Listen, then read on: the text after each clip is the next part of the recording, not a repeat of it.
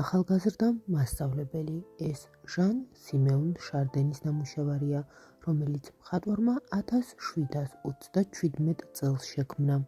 სურათზე ინტერიერში შარდენმა ბავშვი და ახალგაზრდა მასწავლებელი გამოსახა.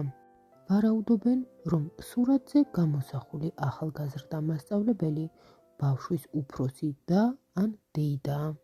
მკვლევართა ნაწილი კი მიიჩნევს, რომ სურათზე შარდენმა ოჯახის დამხმარე გოგონა გამოსახა, რომელიც სახლის საქმეებთან ერთად მასწავლებლობასაც ითავსებდა. გოგონას თავზე ეგრეთ წოდებული ღამის ჩაჩი ახურავს. ორკარიანი მაგიდის ზედაპირზე შარდენი გადაშლილ წიგნს გამოსახავს. ნათლად ვხედავთ, რომ მასწავლებელი პატარა ბავშვის მზერას მეტალის სპეციალური ჯოხის მეშვეობით წიგნის ერთ-ერთი გვერდის ზედა ნაწილისკენ მიმართავს.